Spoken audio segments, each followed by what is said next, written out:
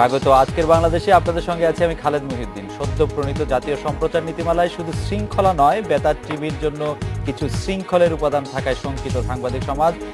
এমনই সময়ে এই নীতিমালা সামনে রেখে আরও একবার গণমাধ্যমের স্বাধীনতা হরণের হুঁশিয়ারি দিলেন সমাজ কল্যাণ মন্ত্রী। সাথে সাংবাদিকদের সম্পর্কে করলেন নানা রকম অকথ্য উক্তি। তাই সংবাদের সব মাধ্যমের স্বাধীনতার বিষয়টি নিয়ে কাটছে না সংশয়।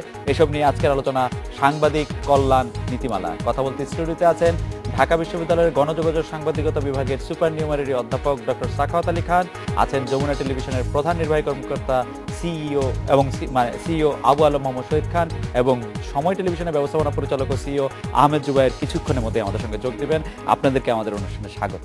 অধ্যাপক সাখাওয়াত আলী খান, আপনার কাছে প্রথমেই জানতে চাইব যে গত কয়েকদিনের বিভিন্ন কার্যক্রমে অনেকেই বলছেন যে বর্তমান সরকারের সবচেয়ে বড় শত্রু গণমাধ্যম। গণমাধ্যমের পক্ষে কি আসলে শত্রু হয়ে ওঠার মতো যথেষ্ট শক্তি আছে কিনা, বা এই পরিপ্রেক্ষিত থেকে যদি আপনি একটু বলেন।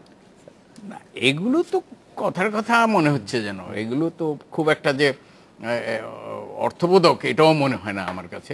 তবে আমার কাছে এটা মনে হচ্ছে যে এই কনফ্রন্টেশনটা যেটা চলছে, এই ধরনের কনফ্রন্টেশন পৃথিবীতে অনেক হয়েছে। বড় বড় অনেক রাজনৈতিক নেতার সঙ্গে, যেগুলো যারা ইতিহাসে অমর হয়ে আছেন, এদের সঙ্গে অনেক সময় দেখা গেছে যে ফোর্থ স্টেট হিসাবে এই গণমাধ্যমের একটা হয়েছে একটু সংঘাত, আবার ঠিক হয়ে গেছে। এটাই স্বাভাবিক, এটাই হয়েছে। সারাক্ষণ মাখামাখি করারও কিছু নাই গণমাধ্যমের ইয়ের সঙ্গে, এই এস্টাবলিশমেন্টের সঙ্গে। আবার এস্টাবলিশমেন্টকেও বুঝতে হবে যে গণমাধ্যম ছাড়া চলে না। তো এই যে ব্যাপারটা, অথচ খুবই মজার ব্যাপার, আমি যেটা লক্ষ্য করেছি সাংবাদিকতা শিক্ষক হিসেবে, আমি এখানে একটু বলে নেই, এরা সবাই আমার ছাত্র, আমি কিন্তু তুমি করে বললে আপনারা একটু অবাক হয়ে যাবেন না। যাই হোক, সেটা হলো এই যে আসলে এই সব জায়গায় এরকম আছে, যদি সহনশীলতা না থাকে তাহলে অসুবিধা হতে পারে। এবং আমার মনে হয় যে ভবিষ্যতে এইসব বিষয়গুলো সব পক্ষেরই একটু মনে রাখা দরকার। স্যার, আমি আরেকটা বিষয়, আজকে সমাজ কল্যাণ মন্ত্রী আবার দুঃখ প্রকাশ করেছেন। তিনি যে বক্তব্য দিয়েছিলেন তার প্রতি দুঃখ প্রকাশ, কিন্তু তার দুঃখ প্রকাশের যে চিঠি বা যে বিবৃতি তার অফিস থেকে দেওয়া হয়েছে, তার দুটো লাইনের প্রতি আমি আসলে দৃষ্টি আকর্ষণ করেছি। তিনি বলেছেন যে তিনি সব সাংবাদিকদের জন্য এটা বলেন নাই, তিনি বলেছেন কেবল স্থানীয় কতিপয় সাংবাদিকদের উদ্দেশ্যে। তো কতিপয় সাংবাদিকদের উদ্দেশ্যেও বা এগুলি বলা যায় কিনা, এটা হচ্ছে স্যার আমার একটা কথা। আরেকটা কথা স্যার, যে উনি দুঃখ প্রকাশ করছেন, সেই লাইনটা হচ্ছে এরকম: আমার অনিচ্ছাকৃতভাবে বলা কথাগুলো থেকে যদি সাংবাদিকগণ দুঃখ পেয়ে থাকেন, আমি তার জন্য আন্তরিকভাবে দুঃখ প্রকাশ করছি। অনিচ্ছাকৃতভাবে বলা কথা স্যার, আপনি একজন গণমাধ্যম বিশেষজ্ঞ হিসেবে আপনি স্যার এটা কিভাবে দেখেন স্যার? অনিচ্ছায় কথা মানুষ কি করে বলে? এটা তো উনি ব্যাখ্যা করতে পারবেন অনিচ্ছায় কিভাবে কথা বলেছেন। তবে আমার মনে হয় যে আসলে ওই মূল কথাটা ওখানেই, সহনশীলতা আমাদেরকে সাংবাদিকতায় যেমন দরকার, রাজনীতিতেও দরকার। এই সহনশীলতার অভাব ঘটলেই এই ধরনের একটা পরিস্থিতির সৃষ্টি হয়, একটি অবাঞ্ছিত পরিস্থিতি আমি বলবো। এটার দিকে না যাওয়াই ভালো, যতটা পারা যায় অ্যাভয়েড করা যায় সেটাই ভালো। আমি একটু জনাব শহীদ খান আপনার কাছে আসতে চাই যে কয়েকদিন আগে নারায়ণগঞ্জের একজন সংসদ সদস্য সাংবাদিকদেরকে অফ দ্য রেকর্ড হোক আর যেরকমই হোক কিছু কথা বলেছিলেন, যেটা আবার একটি পত্রিকায় বিস্তারিত ছাপা হয়েছে। তো সেই ক্ষেত্রে তিনি সাংবাদিকদের যেগুলির সাথে তুলনা করেছেন, সমাজ কল্যাণ মন্ত্রী এর আগেও সাংবাদিকদের সম্পর্কে বলেছেন। গতকাল আবার ইটি জোর দিয়ে বলেছেন তার এই বক্তব্য দেওয়ার সময় যে প্রধানমন্ত্রী তাকে বলেছেন যে এগুলি তুমি বলতে পারো। আপনার কাছে কি মনে হয় যে মানে প্রধানমন্ত্রীও কি চান যে আসলে সাংবাদিকরা একটু ভয় টয়ে থাকুক? আমি আমি আমি আমি আপনিও সার্টিফিকেট করে দিচ্ছিলেন, আপনিও গণযোগাযোগ সাংবাদিকতা বিভাগ থেকে, আপনার অন্য ডিগ্রির পাশাপাশি একটি ডিগ্রি সাংবাদিকতা বিভাগেরও রয়েছে।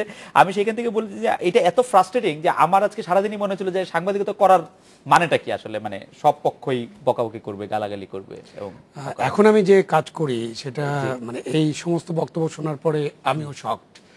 তবে আপনি যেখানে আসলেন সেখান থেকে যদি শুরু করি, যে উনি দাবি করেছেন যে প্রধানমন্ত্রীর সাথে কথা বলে বা প্রধানমন্ত্রী ওনাকে বলতে বলেছেন, এটা তো উনি বলতে পারবেন কতটা সত্য বলেছেন। আমরা তো প্রধানমন্ত্রীর এরকম কোনো ভাষ্য এখনো শুনিনি। আর আমি মাননীয় প্রধানমন্ত্রীর সাথে আমার কাজ করার সুযোগ হয়েছিল ডেপুটি প্রেস সেক্রেটারি হিসেবে, যখন উনি 1996 সালে জনগণের রায় নিয়ে মন্ত্রিসভা গঠন করেন। আমি এখানে বলতে চাই যে ওই সময় কিন্তু বাংলাদেশে বেসরকারি টেলিভিশনের যাত্রা শুরু হয়েছিল এবং বাংলাদেশের প্রধানমন্ত্রী হিসাবে শেখ হাসিনা গণমাধ্যমের প্রতি যত সহনশীল এবং গণমাধ্যমের যে বিকাশটা ঘটেছে এই গণতান্ত্রিক সরকারের আমলে গত 96 সালের পর থেকে 2014 সাল পর্যন্ত, তাতে বাংলাদেশের প্রধানমন্ত্রী শেখ হাসিনা গণমাধ্যমের প্রতি অসহিষ্ণু বা গণমাধ্যমের ব্যাপারে তার বিশেষ কোনো অসহিষ্ণুতা গড়ে উঠেছে এটাই মনে করি না। এটা হয়তো আমাদের রাজনীতিবিদরা, আমি জানি না মহসিন সাহেব অনেকদিন পার্লামেন্টে ছিলেন না, আগে কখনো ছিলেন কিনা আমি জানি না, বাট গত 20 বছর উনি ছিলেন না, এবারই প্রথম নির্বাচিত হয়েছেন এবং সমাজ কল্যাণ মন্ত্রী হয়েছেন।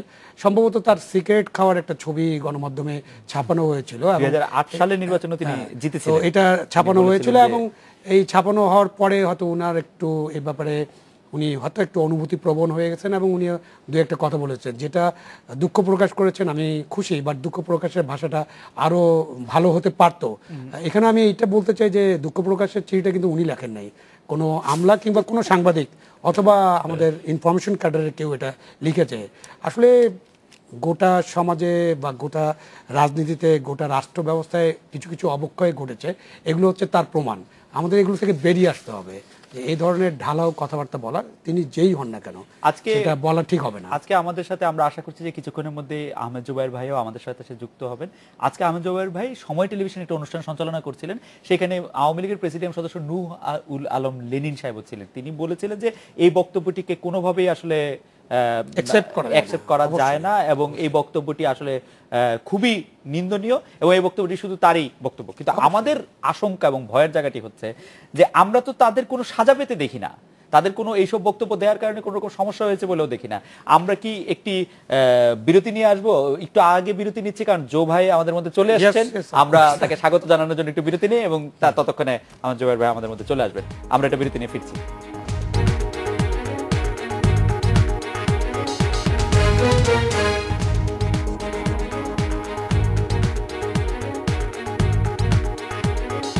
ফিরে এলাম আজকের বাংলাদেশে সময় টেলিভিশনের ব্যবস্থাপনা পরিচালক জনাব আহমেদ জুবায়ের আমাদের সঙ্গে এসে যুক্ত হয়েছেন। জো ভাই আপনাকে স্বাগত। আমি একটু প্রফেসর সাকাত আলী খান আপনার কাছে আসি সম্প্রচার নীতিমালা নিয়ে। অনেক মানে সম্প্রচার নীতিমালাটি গ্যাজেট নোটিফিকেশন হওয়ার পর থেকে এবং এটি ক্যাবিনেটে পাস হওয়ার পর থেকে মূলত এই নিয়ে অনেক কথা হচ্ছে। স্যার আমি জানি না আপনার এটি দেখার সুযোগ হয়েছে কিনা, এই সম্পর্কে আপনার মূল্যায়ন আমরা একটু শুনবো। না, দেখার সুযোগ হয়েছে হয়নি এটা বলতে পারবো না, কারণ এর উপর আমার একটা অনুলিখিত একটা পত্রিকায় চলে গেছে। কিন্তু আমি একেবারে সবটা থরলি পড়েছি এই কথা এখনো আমি ক্লেম করব না। তবে কোনো বিষয় যেগুলো উঠেছিল সেগুলো সম্পর্কে আমি কথা বলেছি। তো তার মধ্যে কতগুলো আছে ব্যাপার হচ্ছে এই যে ঠিক এটাকে আমার মনে হয় যে এগুলো যে যারা প্রণয়ন করেছে তারা ঠিক এই পেশার সঙ্গে খুব যে ভালোভাবে সম্পৃক্ত এটা আমার মনে হয়নি।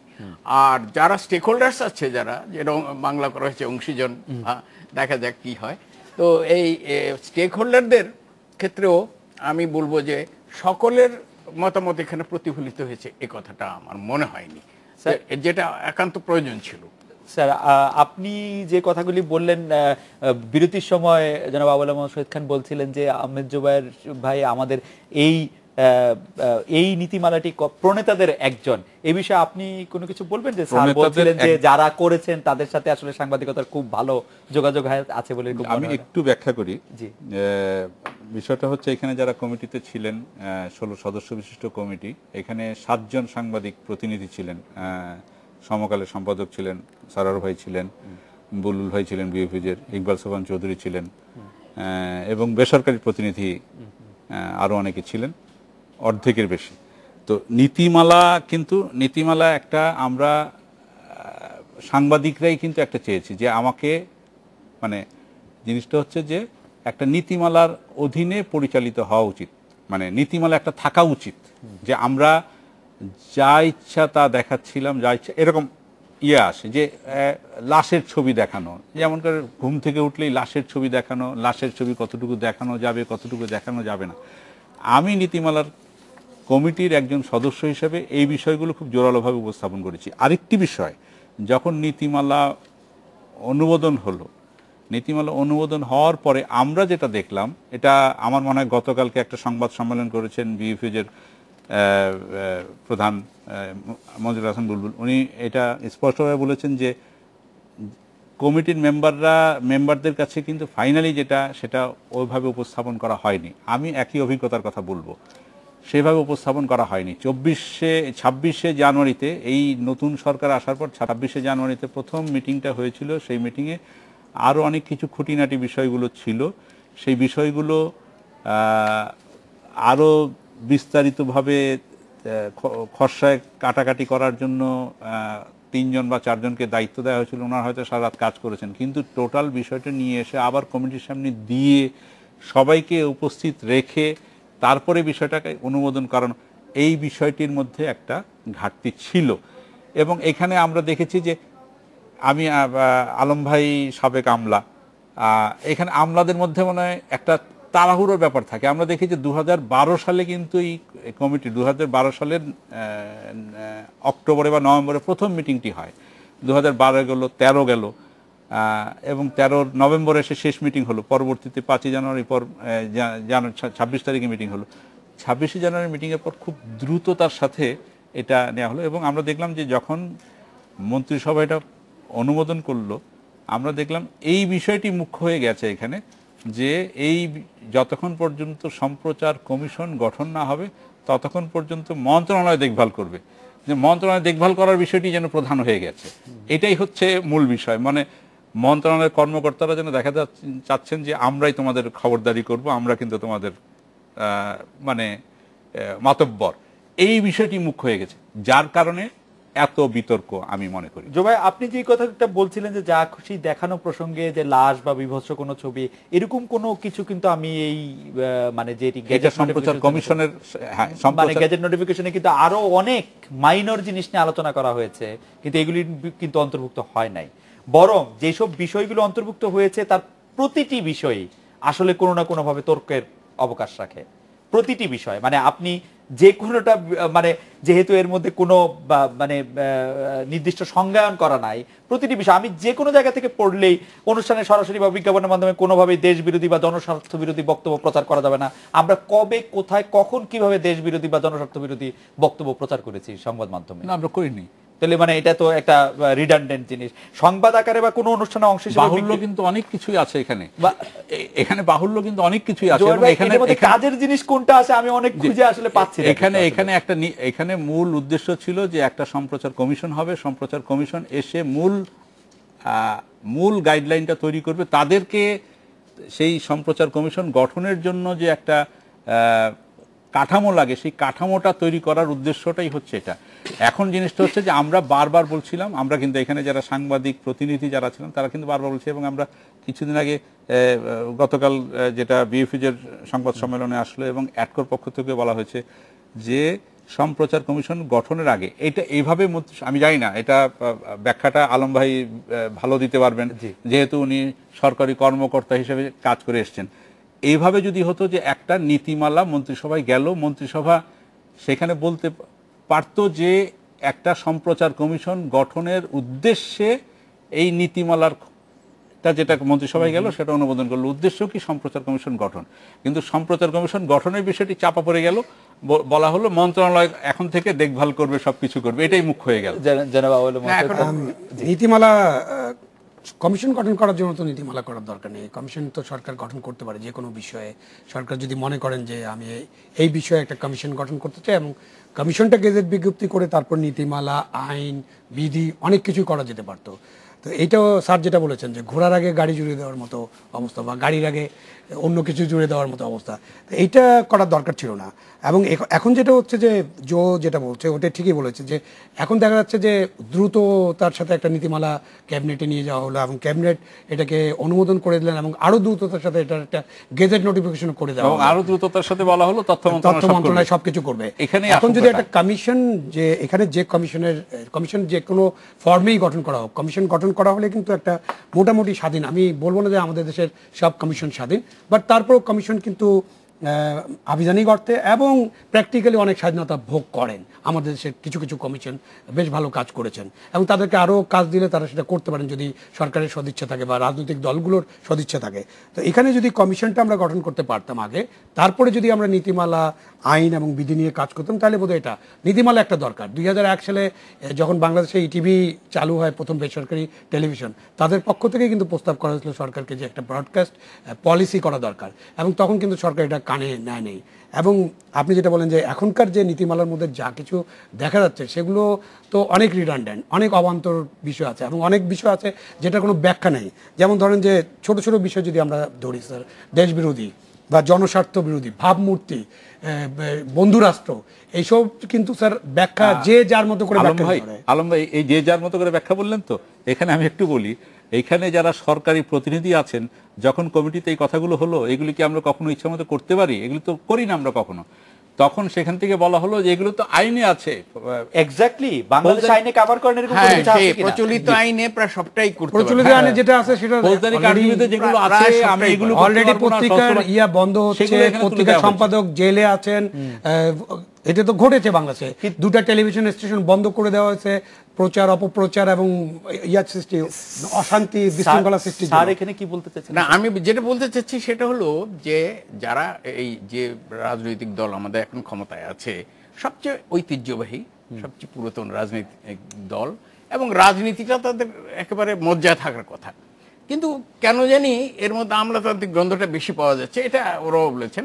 আসলে ব্যাপারটা দাঁড়িয়ে গেছে এই যে, আর মজার ব্যাপার হলো যে আমি এটা বারবারই বলি যে যিনি তথ্যমন্ত্রী তিনি আপাদমস্তক একজন রাজনীতিক, এটা একটা বড় ব্যাপার। আচ্ছা, তাহলে রাজনীতির বাইরে কেন গেল এত বড় রাজনৈতিক দল এবং যাদের রাজনৈতিক ঐতিহ্য একেবারে অতুলনীয় বাংলাদেশে, সেটা একটা বড় কথা যে আমরা আমলাতন্ত্রের দিকে কেন ঝুঁকে গেলাম এমন, এবং তাড়াহুড়োর খুব একটা কিছু ছিল না। আরেকটা কথা হচ্ছে যে বাংলাদেশে তো এমন কিছু ঘটছে না, বরং স্বাধীনতা আমি এটা দেখেছি, আমি যে কিছু দেশে যাওয়ার সৌভাগ্য হয়েছে বা খবর রাখি, তা দেখা যায় আমাদের সঙ্গে তুলনামূলকভাবে আমাদের সঙ্গে কম্পারেবল কান্ট্রিজ যেগুলো ইকোনমিক্যালি, সোশ্যালি, কালচারালি, এইসব কান্ট্রির মধ্যে দু একটা বড় কান্ট্রি, যেমন ভারতকে আমাদের সঙ্গে ওই অর্থে তুলনামূলক ছোট ছোট যে তার মধ্যে সবচেয়ে বেশি স্বাধীনতা ভোগ করছে বলে আমার ধারণা বাংলাদেশের সংবাদপত্র। এটা শুধু সংবাদপত্র না, সংবাদ মাধ্যমেই করছে, কাজে এটা এমন কোনো জরুরি হয়ে পড়েনি। কিন্তু যাই হোক, তবুও এটা ভালো কথা হয়েছে।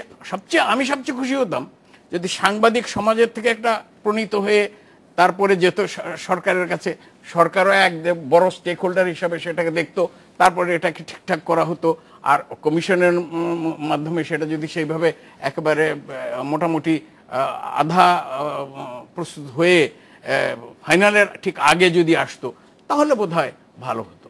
জোবায়ের ভাই, আমি আপনাকে বলছিলাম যে এই নীতিমালা যা কিছু আছে, স্যারও কিছুটা বললেন যে কিভাবে হলে এটা ভালো হতো, কিন্তু কিছু জিনিস নিয়ে একেবারে আলোচনায় আসছে না। সেটি কেন, সেটা আপনাকে প্রশ্ন করবো, বিশেষ করে বিজ্ঞাপন নিয়ে। আপনি দেখেন, আপনি নিশ্চয়ই জানেন, যেহেতু আপনি প্রণোদিতের একজন, যে স্পষ্ট বলা হয়েছে যে শারীরিক ও মানসিক অক্ষমতা বা দৈহিক আকার ও বর্ণকে কেন্দ্র করে কোনো বিজ্ঞাপন প্রচার করা যাবে না।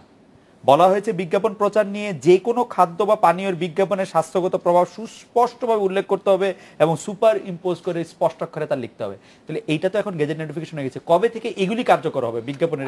আমি এখানে বারবারই বলছি যে অনেকগুলো বিষয় এখানে পুরোপুরি করা হয়নি, কিন্তু এখানে ফাইনাল যেটা আমাদের কমিটির সামনে আসার কথা ছিল সেই বিষয়গুলো কিন্তু এখানে আসেনি। তো আসলে হয়তো এটা আরো সংশোধন হতো, আরো অনেক কিছু হতো। এই শেষ একটা মিটিংয়েই কিন্তু এই বিষয়টি এসেছে। না জোবায়ের ভাই, আমার যেটা প্রশ্ন ছিল যে এটি তো আসলে আপনি চান আর নাই চান, এটি তো এখন গেজেট নোটিফাইড হয়ে গেছে। বিজ্ঞাপনে আমরা এই বিষয়গুলি কবে থেকে দেখতে পারবো? বিজ্ঞাপনের বিষয়টি বলি। বিজ্ঞাপনের বিষয়টিতে বলা হচ্ছিল, প্রথম খসড়া যদি আপনি যান, খসড়া প্রতি ঘন্টায় 6 মিনিটের বেশি বিজ্ঞাপন দেওয়া যাবে না, একেবারে স্পষ্ট করা ছিল। এটা নিয়ে যখন বারবার আলোচনা হলো, তর্ক বিতর্ক হলো, তখন বলা হলো ঠিক আছে, বিষয়টি সম্প্রচার কমিশনের জন্য ছেড়ে দেওয়া হলো। এবং এই যে বিজ্ঞাপনের জন্য এই যে একটা ড্রাফট, এবং সম্ভবত এটা অনেক ক্ষেত্রেই অন্য কোনো জায়গা থেকে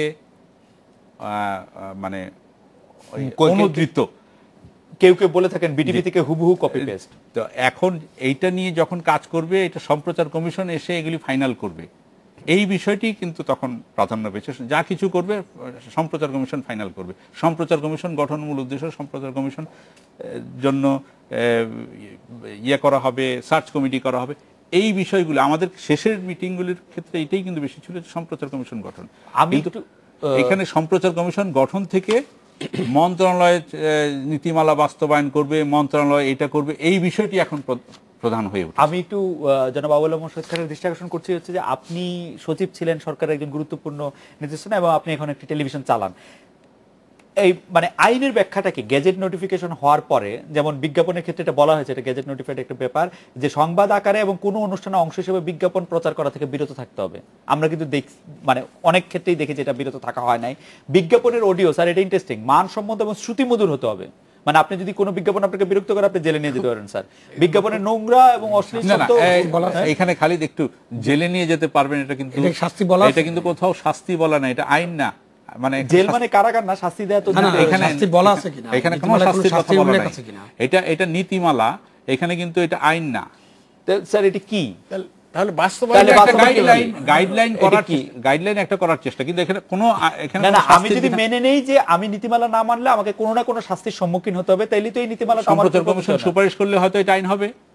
মানে এটা কি এইটার এখন মানে মূল্যটা কি, মানে এই নীতিমালা একটা পলিসি সবার অবগতির জন্য জানানো হয়েছে, এটাকে আইন হিসেবে ট্রিট করার কোনো কারণ নেই। কারণ যদি বলতো যে বিজ্ঞাপন করলে এটা করলে তার 6 মাস জেল হবে অথবা তাকে লাইসেন্স বাতিল করা হবে অথবা তাকে শাস্তি দেওয়া হবে, এসব না বললে এই নীতিমালা জনস্বার্থে জারিকৃত এই নীতিমালা অবিলম্বে কার্যকর হবে। এই কার্যকরটা কি, এই নীতিমালা কার্যকর হয়ে গেলে কি হবে? সেটা বল। এখন তারা যদি কেউ ভঙ্গ করে কিছু হলো না, যদি ওখানে স্পেসিফিক বলতে হবে, তথ্য মন্ত্রণালয় কি করবে? তার আমি না মানলাম তাহলে কি হবে? না তার বিরুদ্ধে লেখা নাই। আমি এখন ওখানে লেখা নাই, এটা তো নীতিমালা। আমি একটা ফ্ল্যাগ রুলস এর উদাহরণ যাই, ফ্ল্যাগ রুলস আছে না আমাদের দেশে, এবং ফ্ল্যাগ রুলস না মানলে কোনো শাস্তি নাই।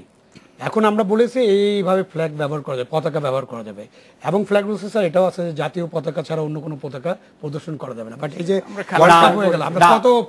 জনাব আবুল আহমদ শহীদ খান, আমার ধারণা যে 7.5 কিন্তু লেখা আছে না করলে কি হবে। সম্প্রচার ও সম্প্রচার কমিশন সম্পর্কিত আইন, বিধিমালা, নীতিমালা প্রণীত না হওয়া পর্যন্ত তথ্য মন্ত্রণালয় সম্প্রচার সংশ্লিষ্ট সকল বিষয়ে প্রয়োজনীয় সিদ্ধান্ত গ্রহণ করবে। এটা কি এটা যতদিন পর্যন্ত কমিশন না হয়, এইখানে মন্ত্রণালয় কোনো কোর্ট না, এটা পরিষ্কারভাবে যেটা আছে। আর খসড়া যেটা ছিল 26শে জানুয়ারি পর্যন্ত সম্প্রচার কমিশন সম্পর্কিত আইন, বিধিমালা ও নীতিমালা প্রণীত না হওয়া পর্যন্ত তথ্য মন্ত্রণালয়। আর ফাইনালি যেটা আছে কমিশন গঠন হওয়া পর্যন্ত, এখানে কিন্তু কমিশন গঠন হওয়া পর্যন্ত ঢুকিয়ে দেওয়া হয়েছে। শেষ মিটিং যেটা ছিলাম সেই মিটিং এটা ছিল না। যেটাই করা হোক, তথ্য মন্ত্রণালয় কাউকে শাস্তি আরোপ করতে পারে না, কোনো মন্ত্রণালয় শাস্তি আরোপের কোনো ক্ষমতা নেই। তথ্য মন্ত্রণালয় কোনো কোর্ট না। তথ্য মন্ত্রণালয়ের কাছে একটাই ক্ষমতা আছে, যদি আমরা অন্যান্য আইনে কিছু ভঙ্গ করি তাহলে তথ্য মন্ত্রণালয়। আলম ভাই, আমি একটু এখানে আমলাদের কারণে এইটাই প্রধান হয়ে উঠেছে কিনা যে তথ্য মন্ত্রণালয় অনেক বেশি পাওয়ারফুল একটা হয়ে উঠলো। তথ্য আমলারা কিন্তু এটা আমি একটু ক্লিয়ার করতে চাই, আমরা আমাদের দেশে একটা প্রবণতা আছে, যেহেতু আমি আমলা ছিলাম সে কারণে বলছি না, আমাদের দেশে প্রবণতা হলো যা কিছু খারাপ সব আমলারা করে, এটা থেকে বেরিয়ে আসতে হবে। এখন কিন্তু মন্ত্রণালয়ের চিফ সিইও হচ্ছেন মন্ত্রী, আমাদের কিন্তু রুলস অফ বিজনেস চেঞ্জ হয়েছে। সো মন্ত্রণালয় যা কিছু করা হবে সেটা মন্ত্রণালয়ের মন্ত্রী চেঞ্জ হলো কি সচিবালয়ের অবস্থা চেঞ্জ হয়েছে? সচিবালয়ের অবস্থা অবশ্যই চেঞ্জ হয়েছে। আপনাকে এটা বুঝতে, আপনি আমলা নন সেজন্য বুঝতে পারবেন না হয়তো, কেন ওই যে না কিন্তু আশিবির দংশনই জানে। আমরা যে পরিস্থিতিতে কাজ করে আমলারা, তথ্য সচিব বা তথ্য মন্ত্রণালয়ের যুগ্ম সচিব বা তথ্য মন্ত্রণালয়ের ডেপুটি সেক্রেটারি ইচ্ছা করলেই কোনো সিদ্ধান্ত নিতে পারে না। সেটা আপনি বলছেন বটে, কিন্তু একই সিদ্ধান্তের জন্য আমরা দেখেছি পদ্মা সেতুর কারণে আমরা একজন সচিবকে কারাগারে পর্যন্ত যেতে দেখেছি। মন্ত্রীর বিরুদ্ধে শুধু, যদিও বলা হচ্ছে যে মন্ত্রী হচ্ছে চিফ এক্সিকিউটিভ, কিন্তু অভিযোগ গঠন জোবায়ের ভাই আরো ভালো বলতে পারবেন, অনেকগুলো অনুসন্ধানী কেন হয়েছে তাহলে? এটা অন্যায় হচ্ছে, এটা আমরা বলছি যে সচিবকে যে স্টাইলে কারাগারে নিয়ে যাওয়া হয়েছে এটা তো আরেকটা প্রসঙ্গ, এটা নিয়ে আমরা আরেকদিন আলোচনা করেছি। এই যে স্টাইল ফলো করা হয়েছে এবং উনি কারাগার থেকে মুক্ত হয়েছেন এবং উনি এখন সচিবের দায়িত্ব পালন করছেন, নাটক ছিল। আমি এখন পরিষ্কার যদি বলি, ফ্র্যাঙ্কলি বলি, ওটা একটা নাটক ছিল। এই নাটক করার দরকার ছিল, আমরা নাটক করে কিছু করতে পারিনি। তারপরে আমরা আমাদের জায়গায় আসছি, তখন বুঝলাম যে এই নাটকেও কোনো কাজ হলো না। দ্যাট ওয়াজ এ ড্রামা, এবং দুর্নীতি দমন কমিশন এই ড্রামাটা করেছে। ড্রামা হোক যাই হোক, আমরা কমন সেন্সে বুঝি, এবং সত্য ঘটনা হলো এই যে এর জন্য দায়িত্ব পলিটিশিয়ানদেরই নিতে হবে, যারা সবার উপরে বসে আছেন। এর দায়িত্ব সেক্রেটারি নিবে না, এটা নিতে পারে না। না, তাহলে স্যার ক্যাবিনেটে দেওয়ার তো দরকার ছিল না। আমি দায়িত্ব নিলে আমি নিজেই অর্ডার করে দিতাম এবং আমি নিজেই সব কাজ করতে পারতাম। আমি যদি আমার যদি দায় দায়িত্ব থাকতো, আমি যদি সেক্রেটারি হতাম, তাহলে আমি এটা ক্যাবিনেটে দিতাম না। এটা এখন বাংলাদেশের মন্ত্রী পরিষদের সম্পদ, মন্ত্রী পরিষদে অ্যাপ্রুভ করে। আমরা একটা বিরতি নিচ্ছি, বিরতির পর থেকে আমি একটা সরল প্রশ্ন জানতে চাইবো যে এই নীতিমালা যদি আমি এখন না মানি তাহলে আমার কি হবে, এবং এই নীতিমালা কেন আমার জন্য মানা বাধ্যতামূলক, আমি এটা বুঝতে চাই যে, এবং এর উপরে যে লেখা আছে যে এটি অবিলম্বে কার্যকর হবে জারি করা নীতিমালা, এর মানেটা আমি একটু জানতে চাই। আপনাকে দিয়ে শুরু করতে চাই জনাব আবুল মহসিন খান। আমরা এটা বিরতি নিয়ে ফিরছি আপনার কাছে।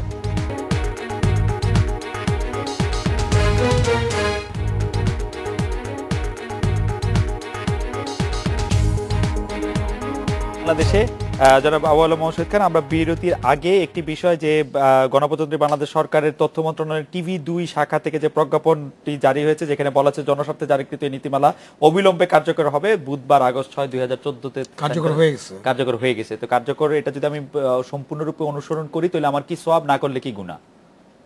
না, আপনি তো অনুসরণ করবেন, এবং এটা নিয়ে তো বারবার বলা হচ্ছে তথ্যমন্ত্রীর পক্ষ থেকে, যেটা অংশীজনের সাথে আরও আলোচনা করা হবে। এবং আমি তথ্যমন্ত্রীকে বিভিন্ন মিডিয়াতে বলতে শুনেছি যে এটা শেষ কথা না, এরপরে বড় যে কাউন্সিল হবে, কমিশন, সেই কমিশন যখন বলবে, কমিশনের মাধ্যমে আইন হবে, বিধি হবে, এবং তারপরে কমিশন এই ব্যাপারে কার্যকর হবে। আলম ভাইকে আমি একটা প্রশ্ন করতে চাই, এটা যদি মন্ত্রিসভায় অনুমোদিত হলো, গেজেট না হলে কি হতো? গেজেট না হলে নীতিমালা নীতিগতভাবে অনুমোদন হয়েছে, সম্প্রচার কমিশনের দিকে এগুলো যেত। এবং তথ্যমন্ত্রী কিন্তু বলেছেন যে 2 মাসের মধ্যে তথ্য কমিশন, মানে এই কমিশন, এই ব্রডকাস্ট কমিশন গঠন, আমরা তো সেটাই চেয়েছিলাম। 2 মাসের মধ্যে ব্রডকাস্ট কমিশন গঠন হয়ে গেলে, আমার যেটা ধারণা, এই 2 মাসের মধ্যে এই নীতিমালা ভঙ্গের অভিযোগে বা এই নীতিমালা ভঙ্গের কারণে বিরাট যে কিয়ামত নাজিল হয়ে যাবে, 14 বছর ধরে এই নীতিমালা ছাড়াই চলছে। আমরা নিশ্চয়ই 14 বছর, 44 বছর নীতিমালা। আমি যদি বেসরকারি টেলিভিশন থেকে ধরি, 21 টেলিভিশন থেকে ধরি, তাহলে 14 বছর, বা চ্যানেল ATN বাংলা আরো আগে এসছে, সেখান থেকে যদি ধরি 15 বছর, তো বা 17 বছর, যদি 88 সাল ধরি, 98 সাল ধরি, তো এইভাবেই তো চলেছে নীতিমালা ছাড়াই। তো আমি যদি মন্ত্রিসভায় অনুমোদন হলো নীতিমালা, গেজেট হওয়াটা কি জরুরি ছিল কিনা? আলম ভাই যেহেতু সরকারি কর্মকর্তা ছিলেন, এখানে আলম ভাইকে প্রশ্ন, যে গেজেট না হলে কি হতো? এগুলো তো বাংলাদেশে এখন বাংলাদেশের সরকারে অনেক রকম ঘটনা ঘটে, এবং অনেক কিছু ঘটে। আইনের গেজেট আর নীতিমালার গেজেট, আমরা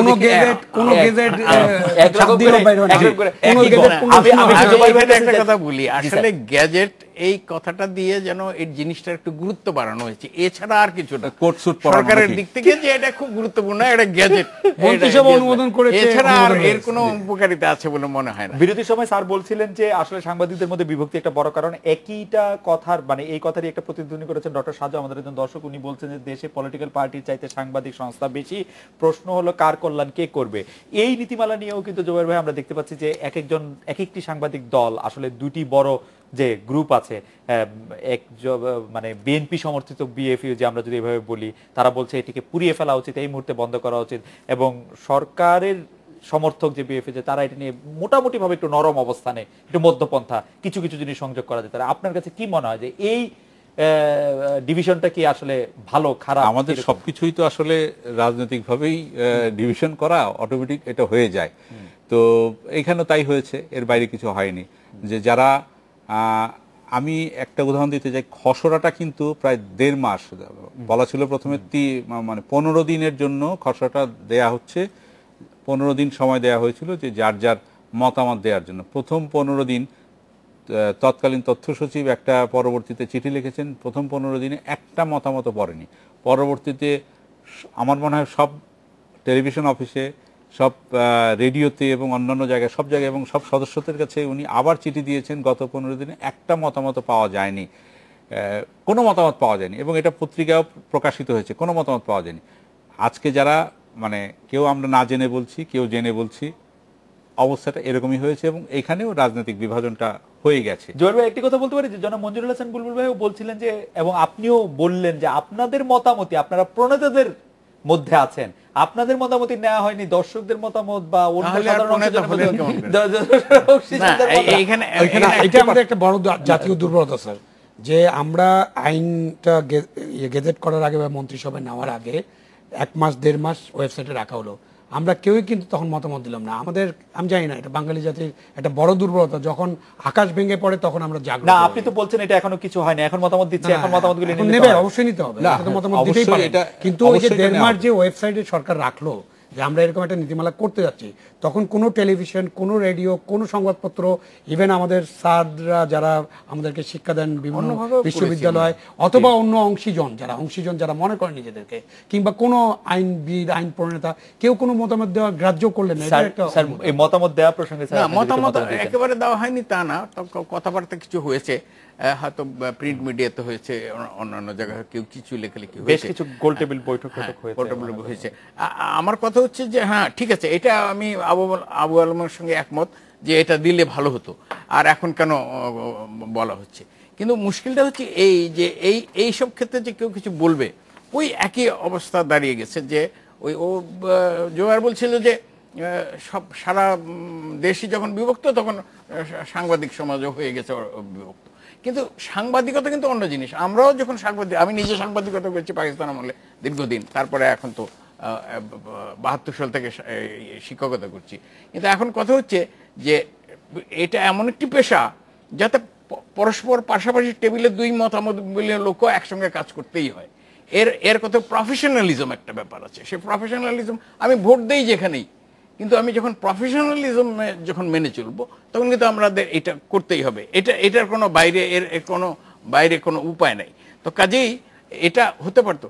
আমি এখানে যদি একটু সময় দাও, আমি দুটো কথা বলি। ঢাকা ইউনিভার্সিটিতে আমাদের ডিনস কমিটিতে মানে বিভিন্ন রঙের লোকেরা কাজ করেন, একসঙ্গে বসে কাজ করি। আমাদের প্রত্যেকটা ডিপার্টমেন্টে বিভিন্ন মতাবলম্বী লোক আছে, কিন্তু আমরা কি একাডেমিক কমিটিতে ডিসিশন হয় না? প্রত্যেকবারই হয়। কাজে এটা হতেই হবে। এটা কতগুলি প্রফেশনাল দিক আছে, সেখানে একমত হতে হবে। তো সাংবাদিকদের ক্ষেত্রে ব্যাপারটা হচ্ছে এই যে প্রফেশনাল যদি হতো তাহলে এই বিভক্তিটা এভাবে থাকতো না। আরো অন্যগুলি, কারণ আমি এগুলিতে যেতে চাই না, যে কিছু লাভ হয় হতো এগুলো করতে গিয়ে, এবং তার মধ্যে অল্প কিছু সংখ্যক লোক সেগুলো ভোগ করতে গিয়ে অবস্থাটা দাঁড়িয়ে গেছে এইরকম। আমি একটু বলতে চাই, স্যার যেটা বললেন এই প্রসঙ্গে, সাংবাদিকরা প্রফেশনালিজম মেনে চলে বলেই, মানে এইখানে জিনিসটা হচ্ছে যে যখন আমরা কিন্তু স্যার, যখন আওয়ামী লীগের আমল তখনও গণমাধ্যম হয়, গণমাধ্যম একটা বিরোধী দল, যখন বিএনপি আমল তখনও গণমাধ্যম একটা বিরোধী দলের মতো। মানে সাংবাদিকরা প্রফেশনালিজম মেনে চলে বলেই মানে গণমাধ্যম, ঠিক আছে, মানে সবার কাছে গণমাধ্যম একটা বিরোধী দলের মতো। তুমি আসার আগে আমি সে কথাটা এমনিতেই বলেছি যে সাংবাদিকদের সরকারের সঙ্গে মাখামাখি করার সুযোগ নাই। সেটা বলেন না। আমরা মাননীয় প্রধানমন্ত্রীর অনুষ্ঠানে গিয়ে যেসব প্রশ্ন শুনতে পাই, জি মানে তারা অনেকটা মাখামাখি প্রশ্ন, মাননীয় প্রধানমন্ত্রী এখন এই বেগম জিয়ার অনুষ্ঠানে গিয়ে আমরা যেসব প্রশ্ন শুনতে পাই বা সাংবাদিকদের বিভিন্ন মতামত যখন, এখন মাননীয় প্রধানমন্ত্রী হয়তো আমরা অনেক কিছু বলতে পারি না। মাননীয় প্রধানমন্ত্রী যখন আপনাকে বলেন ওই জায়গাটা আপনি চেনেন, তখন আপনি কোনো উত্তর দিতে পারেন না। ও যেটা বলতে চাইছে সেটা কমপ্লিটলি ডিফারেন্ট। আমরা বুঝতে পেরেছি আপনি কি মিন করছেন। মানে প্রশ্ন করার আগে 2 মিনিট ধরে প্রশ্ন করা হয়, এটা সবার ক্ষেত্রেই হয়। এটা আমাদের একটা অভ্যাসে পরিণত হয়েছে। স্যার সাংবাদিকরা এখন এমন জায়গায় গেছে স্যার, আমি অবাক হয়েছি। আমি আপনার ছাত্র, কিন্তু সাংবাদিকতা করতে পারিনি আগে, আমি করতে চেয়েছিলাম। কিন্তু আমি গত জানুয়ারি মাসে রিটায়ার করার পরে জানলাম যে আওয়ামী বিডের সাংবাদিকরা ফেসবুকে হঠাৎ করে দেখেছেন আওয়ামী বিডের সাংবাদিকরা নৌ ভ্রমণে গিয়েছে প্রধানমন্ত্রীর অফিসারদের সাথে, প্রেস সেক্রেটারির সাথে। বিএনপি সাংবাদিকরা স্যার গাজীপুরে বনভোজনে গেছে, ওখানে ফালু সাহেবও গিয়েছে। এইটা মানে এগুলোতে আমরা কতদূর নামাচ্ছি? আমি এখন মিডিয়া আসছি, বাট জো আমার চেয়ে আগেই মিডিয়াতে আছে।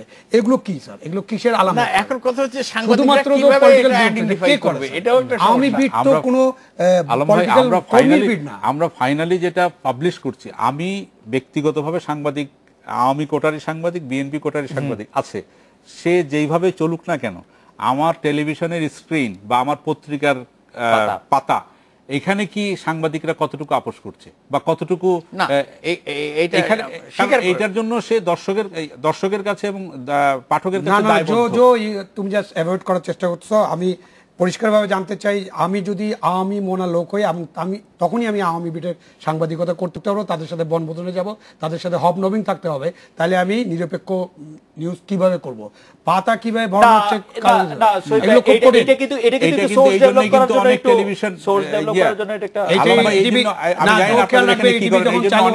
আমরা টেলিভিশন বিট 6 মাসের বেশি আমরা রাখি অন্ততপক্ষে, বিট চেঞ্জ করে দিই। Yes, you are right. তার মানে বিট চেঞ্জ করতে হবে। তাহলে আমি 1 বছর পরে বনভোজনে যাব কিভাবে ওই বিটে? আমরা বনভোজনে যাওয়ার আলাপ করব। আমরা একটা বিরতি নিচ্ছি। জোবাইর ভাই, আপনাকে দিয়ে শুরু করবো যে আপনি একটি জনপ্রিয় টক শোর খুবই জনপ্রিয় উপস্থাপক, সম্প্রচার নীতিমালার কোনো প্রভাব আপনার টক শোর উপর পড়েছে কিনা সেই প্রশ্ন দিয়ে শুরু করবো। আর জনাব আবুল মোর্শেদ খান, আপনার কাছে জানতে চাইবো যে যমুনা টিভি পরিচালনায় এই নীতিমালা আপনার কি কাজে লাগছে। আমরা একটা বিরতি নিয়ে ফিরছি আপনাদের কাছে।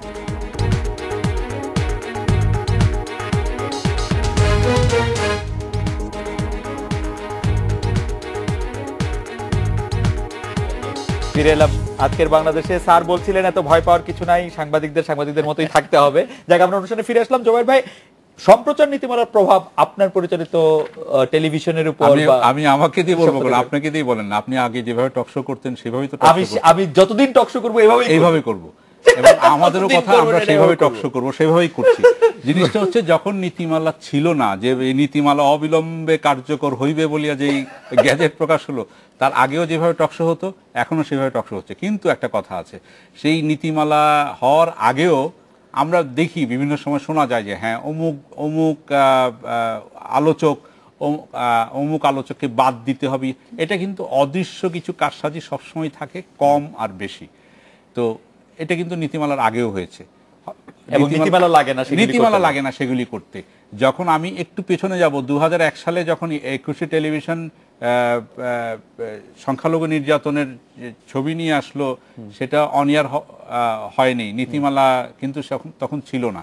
তো সরকার যেটা চাবে সেটা কিন্তু অনেক সময়ই সেটা বাস্তবায়ন করতে হয়, এটা নীতিমালা থাকুক বা না থাকুক। এখন আমরা এই জিনিসগুলি দেখি যে অনেক কিছু করতে নীতিমালা লাগে না। তো সেটাই টক শো আগেও যেভাবে চলছিল এখনো সেইভাবে চলছে, আপনারটা আমারটাও ভবিষ্যতে চলবে। আমরা আশা করব যে আমার তো মনে হয় জো অ্যানসার দিয়ে ফেলছে যে যমুনা টিভি পরিচালনায় কি কাজে লাগছে নীতিমালা, কি কাজে লাগছে আমরা এখনো নীতিমালা অফিসিয়ালি পাই নাই, সুতরাং কি কাজে লাগছে এটা আমি এখনই বলতে পারবো না। But as a television station না, they should send it, and আমরা তো গেজেট পেয়েছি, এখন আমরা এটা দেখছি এবং আমি মনে করি যে এটা নিয়ে অনেক আলোচনার সুযোগ আছে। মাননীয় তথ্যমন্ত্রী আমাদের ওখানে গিয়েছিলেন, আমরা আলোচনা করেছি এবং উনি বলেছেন এটা নিয়ে অনেক আলোচনার সুযোগ আছে। তো সম্প্রচার কমিশন যখন গঠন হবে তখন আমরা আলোচনা করতে পারবো, এবং সম্প্রচার কমিশন গঠন হওয়ার পরে নীতিমালা, আইন, বিধি সব কিছু নিয়ে আলোচনা করে আমরা অবশ্যই একটা জায়গায় পৌঁছতে হবে। নীতিমালা, আইন, বিধি কিন্তু প্রয়োজন হবে। এই বিধি ছাড়া চলেছে খুব ভালো কথা, কিন্তু বিধি ছাড়া চলার বিপদ আছে। নাহলে যেরকম এখন 32টা টেলিভিশন স্টেশন আছে, সরকার আরও 15টা লাইসেন্স দিয়েছেন, 47টা, এরপরে আরেক সরকার বা এই সরকারই আরও 40টা দিয়ে দেবেন, এইভাবে তো মিডিয়া চলতে পারে না। তো মিডিয়ার আরেকটা জায়গা আছে যেখানে ইম্পর্টেন্ট, যে মিডিয়া আপনি দিবেন এই নীতিমালার মধ্যে কোনো কোনো জায়গায় কিভাবে সম্প্রচার কর্তৃপক্ষ হলে কিভাবে মিডিয়ার পারমিশন দেওয়া হবে, এইসব আছে, এগুলোর দরকার আছে। কিছু ভালো জিনিস আছে যেগুলো দরকার আছে, আর কিছু জিনিস যেগুলো নিয়ে বিতর্ক আছে আমরা আলোচনা করতে পারি, আলোচনা করে একটা সমাধানে পৌঁছাতে পারি। স্যার, এখানে দেশের শীর্ষ এবং মানে দুইজন টেলিভিশনের শীর্ষ কর্মকর্তা আছেন, একদম সর্বোচ্চ কর্মকর্তা, আমরা সবাই আপনার ছাত্র। গণমাধ্যমের উদ্দেশ্যে যে গণমাধ্যম আসলে কিরকম করছে, কিরকম করা উচিত, আপনি যদি এখানে একটা সমস্যা তো আছেই, সেটা হলো এই যে এটা হচ্ছে সম্প্রচার নীতিমালা, তাহলে যারা প্রিন্ট মিডিয়া যেটা তাদের ব্যাপারটা কি হবে, সেইখানে নীতিমালাও স্পষ্ট তেমন কিছু নেই। সেই অর্থে সেখানেও কিছু আমরা ওই প্রচলিত আইনেই আমরা পাবলিকেশন অ্যাক্ট কিন্তু পুরো নীতিমালা না, নীতিমালা আইন বন্ধ করা যায়, শাস্তি দেওয়া যায়। কথা হচ্ছে যে এই ক্ষেত্রে দুই রকম হওয়ার তো বিশেষ কোনো সুযোগ নাই, একটা খালি ছবি দেখায় আর একটা লেখে, কাছাকাছি কাজে এই সমস্ত জিনিসটা তো এক আমব্রেলার নিচে আসতে হবে। ব্রডকাস্ট হোক ইয়ে হোক, কাজেই গণমাধ্যম কিরকম হবে সেটা আমরা অনেক উন্নতির দিকে যাচ্ছি। আমার এক শিক্ষক বলতেন যে সিভিলাইজেশন কখনো বিচ্ছিন্ন যায় না, আমরা মাঝে মাঝে একটু হোঁচট খাচ্ছি একটু একটু, কিন্তু আমরা এগিয়ে যাচ্ছি। আমরা এতগুলো চ্যানেল ম্যানেজ করছি, তো কিছু কিছু হয়তো ভালো চলছে না, কিন্তু এতগুলো চ্যানেল চলছে, এতগুলো কিছু কিছু জিনিস they will die their natural death, এগুলো আপনিতেই শেষ হয়ে যাবে, তাদের আর রাখা যাবে না, যেহেতু তাদের ভায়াবিলিটি থাকবে না। সেটা পত্রিকার ক্ষেত্রে হবে ক্ষেত্রে আমার মনে হয় যে এত দুটো আলাদা আলাদা না করে একটা সমন্বিত সমস্ত গণমাধ্যমের জন্য একটা সমন্বিত নীতিমালা হওয়া দরকার এবং সেটা গঠন করতে যে আমরা আজকে কথা বলতে পেরেছি এটা তো কম কথা না। না, আমরা কথা এটা- বলতে পারছি অনেক অবশ্য। পারছি এবং অনেক কথা বলে ফেলেছি, সবই প্রায় বলে ফেলেছি এবং তাই না? এবং আমার তো মনে হয় যে এখন বিটিভি ছাড়া আর সবগুলো চ্যানেলের মধ্যে এক ধরনের সংবাদ প্রচারের ক্ষেত্রে এক ধরনের প্রফেশনালিজম আসছে। আমাদের এখানে আসার আগেও জুবায়ের ভাই তার অনুষ্ঠানে খুব শক্ত করে ধমক দিচ্ছিলেন সরকারের একজন খুবই নেতৃস্থানীয় একজন ব্যক্তিকে, সেগুলি কোনোটা কমে নাই। এবং যমুনা টিভিও তার মানে যে কি বলবো আমি নিরপেক্ষ নীতিতেই অটল আছে, এতে কোনো সমস্যা নেই। আমরা ইন্ডিপেন্ডেন্ট টিভি থেকে চেষ্টা করছি। স্যার, আজকের অনুষ্ঠানে আসার জন্য আপনাদের তিনজনকে অনেক ধন্যবাদ। এই ছিল আজকের বাংলাদেশে, দেখা হবে আগামীকাল এই সময়। শুভরাত্রি।